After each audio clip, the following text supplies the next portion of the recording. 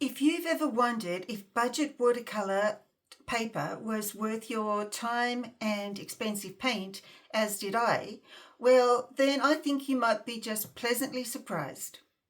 I've been invited to do an honest review. Well, it's the only type I would do. I'm testing Meeden watercolor paper and I'm really excited about it. I'll be trying out 3 different surfaces with various techniques, and also at the end some practical paintings as well. If you'd like to try this paper for yourself, there's a 12% discount code in the link in the description below. And incidentally, at no extra cost to you, you'll be supporting this channel, so thank you. So it's a gummed block. It has 3 sections: rough, medium, and hot press paper. And I'm going to slip my knife into this little section over here and separate them.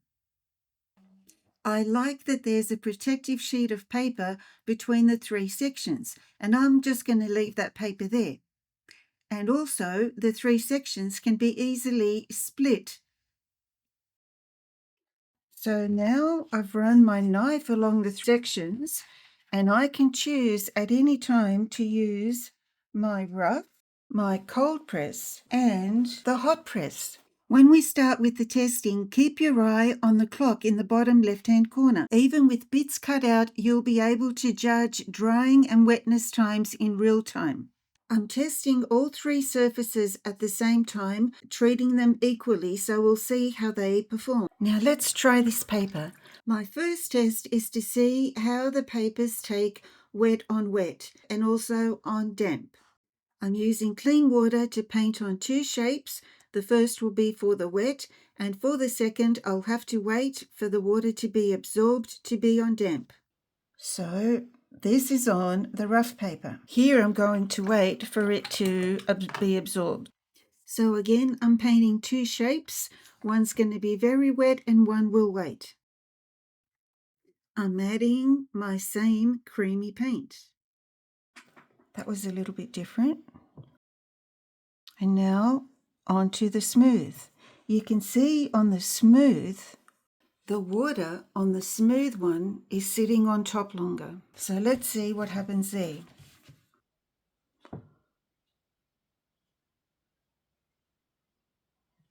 Okay. And you can see there's quite a pool of water, but I guess it does allow you to play with the water. Quite interesting. Now, wet on damp. Coming back to the rough, this is at a satin sheen now. I need it to be really creamy. The cold press isn't quite ready yet, and the smooth is still super wet. But while I'm waiting for that, I can come back to the rough and with a different brush, just see how I can spread that. All right, I'm coming over to the cold press now with some rich creamy paint. I like how it's spreading. I'm seeing that the paper's staying wet for a fair while, which is really, really good. It takes the stress out of painting. All right, so I will now pull some of this colour out and some of this colour. They both spread really nicely. When it comes to the hot pressed, I still have a puddle of water. Very interesting. The other side is nearly absorbed. There's still a little bit there, but I'm just going to wait. Keep an eye on the clock in the bottom left-hand corner and you'll see exactly how long we're waiting, even if we're skipping. If I was painting with the hot press, at this stage I would have to mop that up either with a brush or a tissue. Otherwise, when it eventually does dry, then it could create a bloom. Now I'm thinking that this far side is very satiny, so I'll just do that. And with a clean brush, wiped out,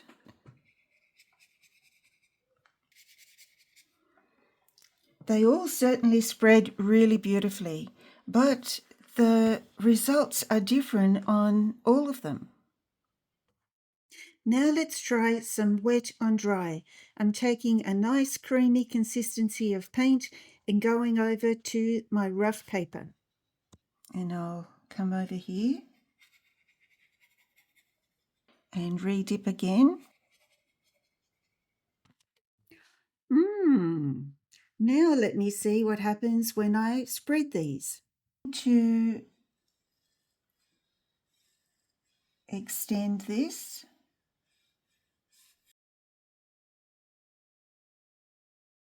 My hot press. Now see how differently the hot press behaves. If I was painting on this hot press, I would definitely have my paper tilted so that the paint can spread out more evenly. Because if it's not tilted, chances are it'll make more prominent marks. None of these have pulled, but the hot one has. And you can also see the smoother application on the rough and the cold pressed. The hot press easily makes marks. But then, you know, if you were painting something abstract or dramatic, you may certainly want some beautiful marks like that. A minute or so has passed and I'm going to see if I can blend this one, the top section out.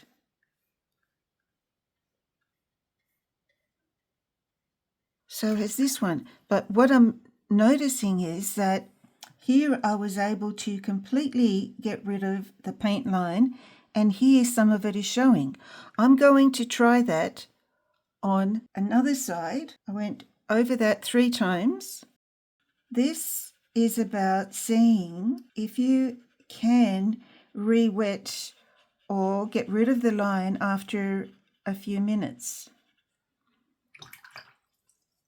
Now I'm going to do the same on this side.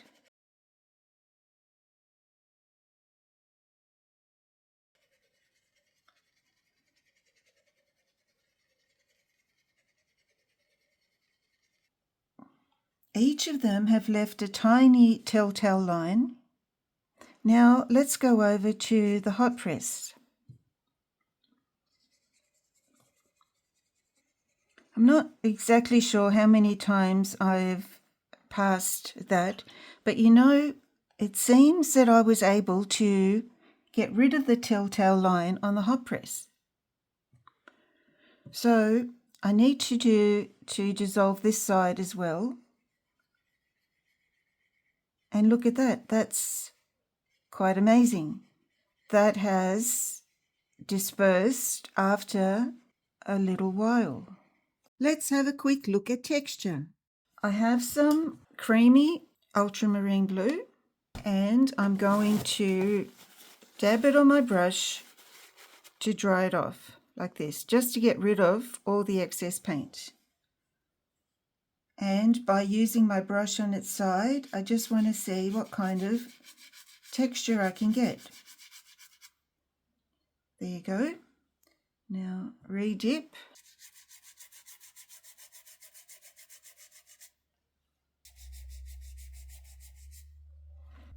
The roughness of the rough paper really does highlight sparkles, you could say, like they're more individual than they are here, and here they're non-existent. So this rough paper would be ideal for some sparkling water. I did this on the rough Meeden paper. So I had 2 packs, you see. I had a packet of Meeden watercolor paper that I played with before doing all these experiments so that I could show you a few things. Now the next thing is I'm going to experiment with lifting. I will use a dry tissue in the corner.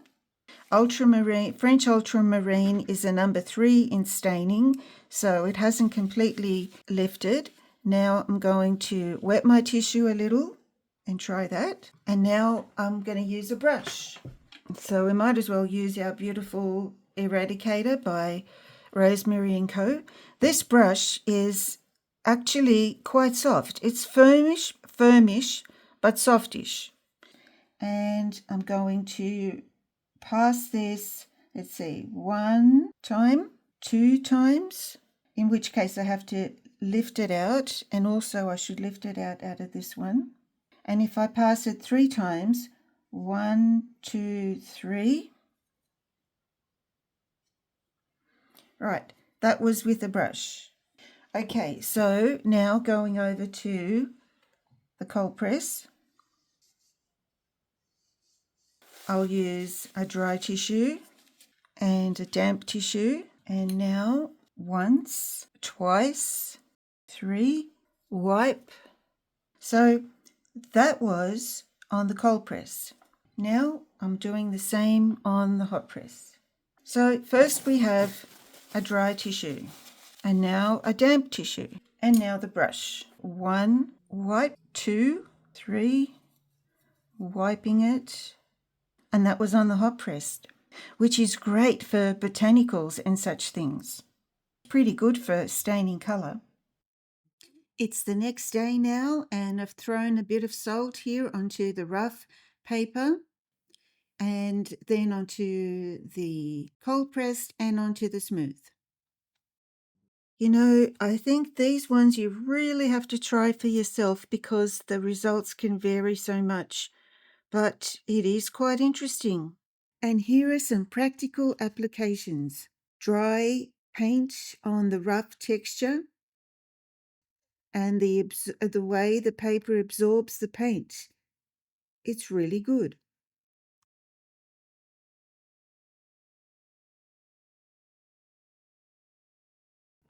I'm using a knife to scrape out extra little sparkles in the water, and it's working very well. I was keen to try the smooth paper. After going out for a walk, I found a camellia tree that supplied just the perfect subject. Applying washes was easy and smooth. As the paper isn't as absorbent, you have to be particularly careful to revisit wet or damp areas with drier paint, or it will be easy to create a bloom.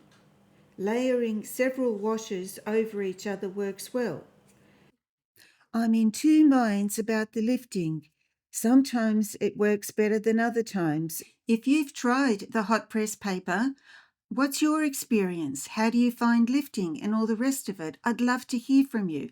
I did this experiment on the cold press. I was happy with the lifting on the cold press paper.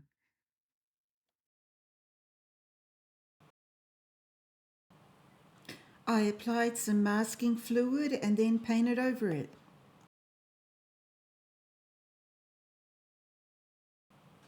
I found the paper to layer beautifully. No problem at all. Both the masking tape and the masking fluid removed easily without any tears. And come to think of it, with all the repeated brushing that I did earlier, there was no sign of any pilling. As a strong supporter of Asha's paper, I really wanted to give this paper a proper review, and I just love it. So what's the verdict? I'm personally very impressed, but you might be wondering which one would be best for you. Well, if you love landscapes, I'd go for rough. It genuinely absorbs paint beautifully and gives you those beautiful dry mark results. If you're a beginner and aren't sure of what you'd like to paint, cold press is the absolute best option for you. Works beautifully, and I find it probably the easiest to lift off. And if you love botanical work and have a bit of experience behind you, why not go for the hot pressed? If you'd like to get more information like this or chat about stuff, come and see me at school. There's a 7-day free trial waiting for you. It's on me, and I'd love to see you. Anyway, thanks for watching, and see you next time.